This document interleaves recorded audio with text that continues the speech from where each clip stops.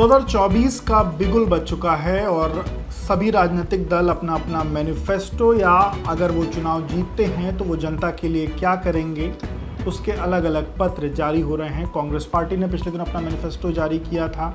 इसके अलावा जो अलग अलग छोटे राजनीतिक दल हैं वो भी अपना अलग अलग घोषणा पत्र जो है वो जारी कर रहे हैं। आज उत्तर प्रदेश में समाजवादी पार्टी के मुखिया अखिलेश यादव ने अपने पार्टी दफ्तर पर सपा का घोषणा पत्र जारी किया। हालांकि अखिलेश यादव ने इसको अधिकार पत्र नाम दिया है। इस अधिकार पत्र में क्या चीज़ें हैं ये सब कुछ एबीपी लाइव पर हम आपको विस्तार से बताएंगे। नमस्कार, मेरा नाम है विवेक राय और आप देख रहे हैं एबीपी लाइव। अखिलेश यादव ने जिन चीज़ों का जिक्र किया और उसमें सबसे पहले अखिलेश यादव ने संवैधानिक अधिकार की बात कही है। उन्होंने कहा कि लोगों को संवैधानिक जो अधिकार हैं वो मिलना चाहिए और उसमें उन्होंने कहा कि संविधान बचाने का अधिकार, चाहे लोकतंत्र की रक्षा का अधिकार हो, मीडिया की आज़ादी का अधिकार या लोकतांत्रिक जो संस्थाएं हैं उनकी जो स्वायत्तता का अधिकार है वो मिलना चाहिए। और ये अलग अलग अधिकारों की बात अखिलेश यादव ने आज अपना मैनिफेस्टो जारी करते हुए कहा। इसके अलावा अखिलेश यादव ने सामाजिक और आर्थिक अधिकार की भी बात की है। उन्होंने कहा कि लोगों को सामाजिक न्याय का अधिकार दिलाने के लिए उनकी पार्टी प्रतिबद्ध है।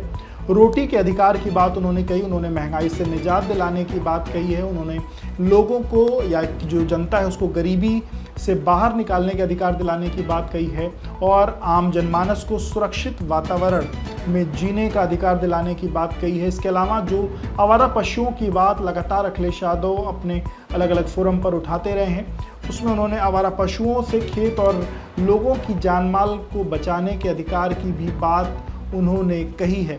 इसके अलावा जातिवादी टिप्पणी से मुक्ति के अधिकार की बात अखिलेश यादव ने अपने घोषणा पत्र में आज कही और गड्ढे मुक्त सड़कों की बात भी अखिलेश यादव ने कही है। तो वहीं लोगों को 24 घंटे बिजली आपूर्ति कराने के अधिकार की भी बात अखिलेश यादव ने की।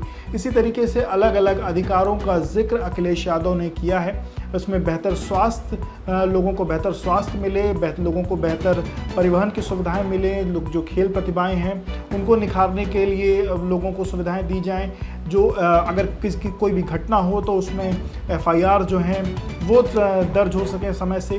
तो ये अलग अलग चीज़ों के अधिकार की बात अखिलेश यादव ने की। और जिस बात की चर्चा अखिलेश यादव पिछले कुछ समय से कर रहे हैं, जाति जनगणना, उसको भी उन्होंने अपने आज इस घोषणा पत्र में शामिल किया। उन्होंने कहा कि 2025 तक जाति जनगणना अगर वो पार्टी में अगर उनकी पार्टी इस बार सत्ता में आती है तो जातिगत जो जनगणना है उस पर वो काम करेंगे। 2025 तक जाति जनगणना कराएंगे। इसके अलावा 2029 तक सबको न्याय और उनकी जो हिस्सेदारी है वो सुनिश्चित करेंगे।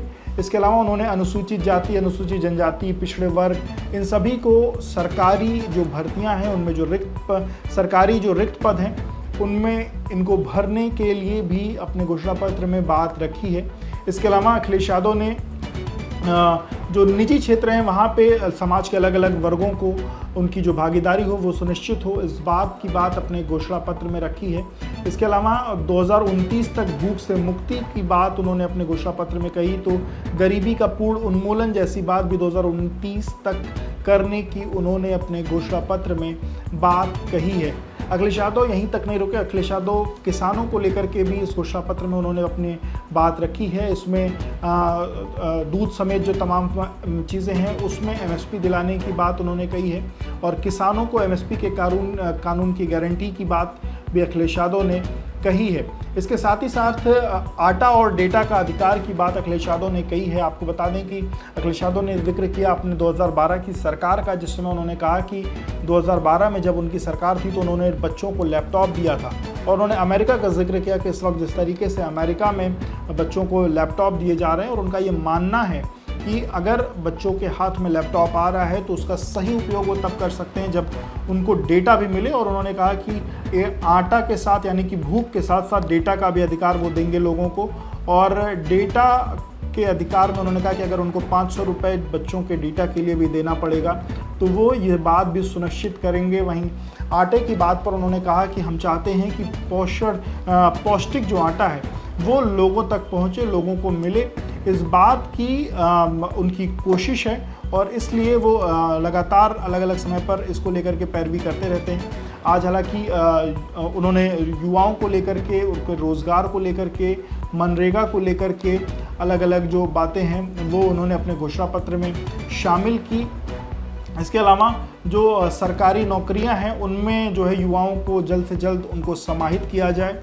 इसके अलावा जो रोज़गार नीति है वो सही ढंग से स्थापित हो और उससे लोगों को लाभ दिया जा सके और युवाओं के लिए लैपटॉप वितरण जो योजना है वो पूरे देश में लागू करने की बात अखिलेश यादव ने की। और पेपर लीक का मुद्दा भी आज अखिलेश यादव ने अपने घोषणा पत्र में एक बार फिर से उठाया। उन्होंने कहा कि पेपर लीक और जो प्रतियोगी परीक्षाओं के साथ जो चीज़ें हो रही हैं या जो प्रतियोगी परीक्षाओं में जो भ्रष्टाचार हो रहा है उसको पूरी तरीके से समाप्त किया जाए, इसकी वो कोशिश करेंगे।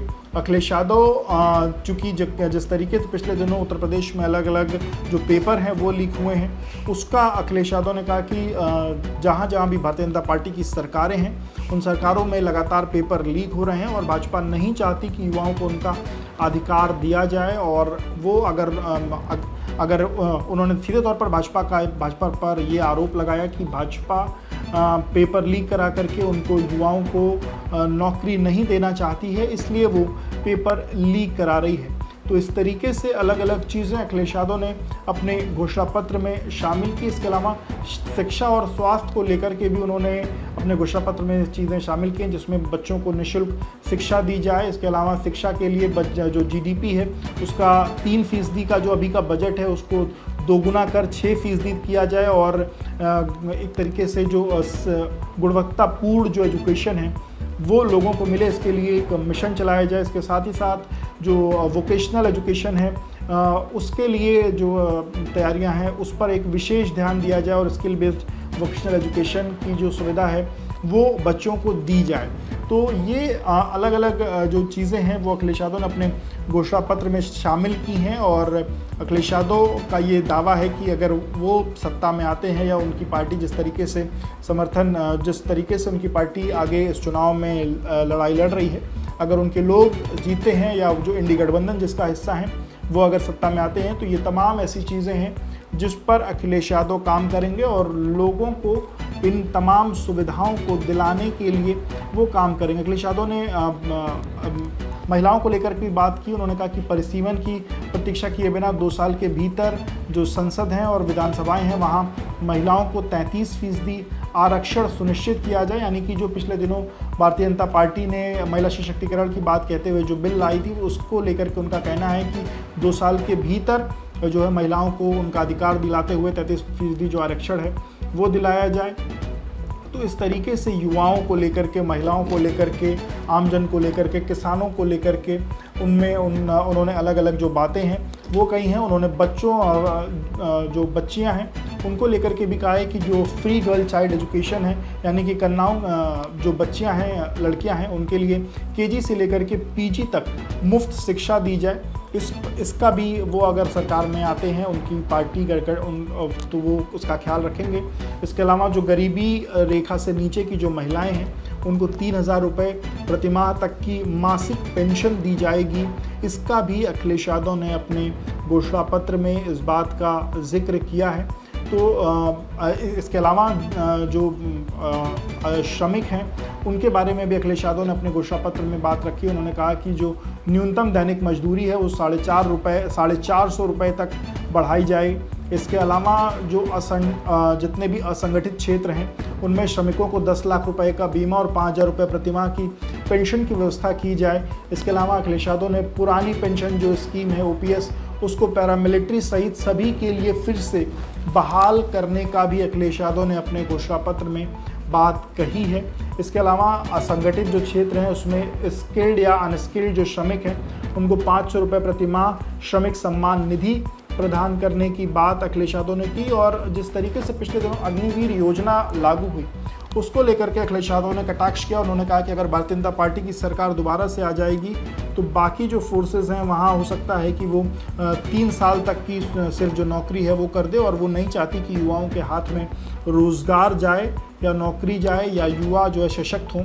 ये भारतीय जनता पार्टी की सरकार नहीं चाहती और इसलिए अलग अलग जो चीज़ें हैं वो फ़िलहाल में हो रही हैं। तो ये इस तरीके की चीज़ें आज अखिलेश यादव ने अपने घोषणा पत्र में शामिल की और इस घोषणा पत्र को शामिल करते हुए उन्होंने इसको एक तरीके से लोगों को जोड़ते हुए उनके अधिकार पत्र का नाम इसको दिया है। और उन्होंने अपने जो पूरा का पूरा उनका जो भाषण था संबोधन का, उसमें उन्होंने कहा कि हमने अलग अलग प्लेटफॉर्म्स पर, सोशल मीडिया प्लेटफॉर्म्स पर, अलग अलग NGOs के माध्यम से अलग अलग लोगों से सुझाव मांगे थे और लोगों ने जो सुझाव दिए हैं उन सुझावों को ही हमने शामिल करके अपना जो ये पत्र है वो तैयार किया है। और ये जो लोग अधिकार चाहते हैं हम उनको ये अधिकार देना चाहते हैं और इसी लिहाज से ये हमारा जो अधिकार पत्र है वो आज जारी हुआ है। नमस्कार।